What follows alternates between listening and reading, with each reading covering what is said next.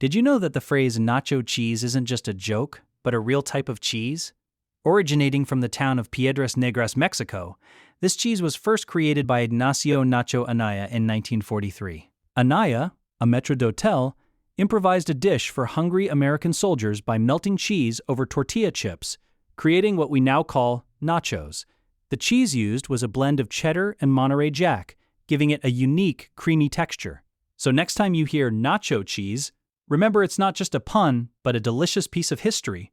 Like, comment, and subscribe for more cheesy facts.